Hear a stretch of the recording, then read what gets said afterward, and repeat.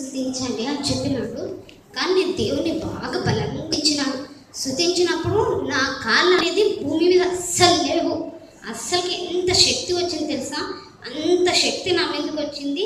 దేవుడు నాతో అన్నాడు, నిబ్బరంగా ఉండి ధైర్యం తెచ్చుకొని ఉండుమా అని నాతో అన్నప్పుడు అస్సలు నాకు తెలియనంత, అసలు నాకు ఏమనపడుతుంది. దేవుడు అప్పుడు నా మీద చెయ్యి ఉంచి, అసలు దేవుని చెయ్యి ఎంత బాగా కనపడుతుందంటే నాకు ఆయన గాయమైన హస్తం అంత బాగా కనపడుతుంది నాకు. అసలు నా కాళ్ళు అసలు నాకు ఈ భూమి మీదనే లేవు. అసలు ఎంత శక్తి వచ్చింది తెలుసా? దేవుని అంత స్తుతించినప్పుడు నాకు ఎంత ఆనందంగా ఉందంటే అంత ఆనందం ఉంది. అసలుకి చెప్పలేనంత ఆనందం ఉంది. అసలుకి నాకు వర్షిప్ అంటే ఏందో తెలియదు, స్తుతి ఆరాధన అంటే ఎట్లా ఉంటుందో కూడా తెలియదు. కానీ ఈ మధ్య అస్సలు ఎంత స్తుతిస్తుంటే అంత దేవుని ఆత్మాభిషేకం నా మీదకి వస్తుంది.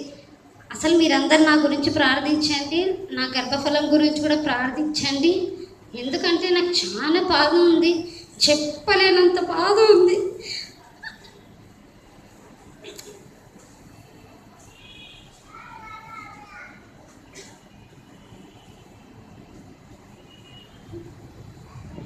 అందరు తలలోంచండి ఒక నిమిషం.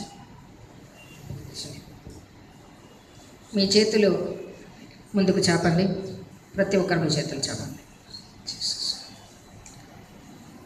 హల్లెలూయా లార్డ్ జీసస్.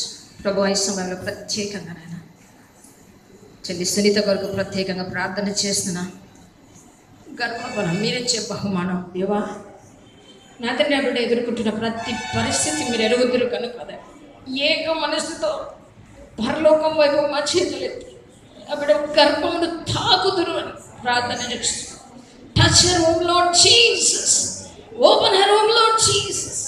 మహిమ గల దేవా, కృప చూపండి తండ్రి. నీ బిడ్డ కావాల్సిన గర్భఫలము దయచేసి తండ్రి. ఆ బిడ్డ కౌగిట ఒక చిన్న బిడ్డను దయచేయమని ప్రార్థన చేస్తుంది. నీ కృప చూపండి. విశ్వాసంతో అడుగుతున్నాం ప్రభు.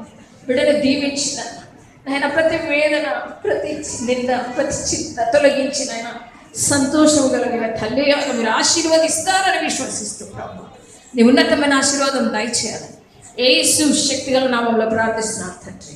ఆమేన్.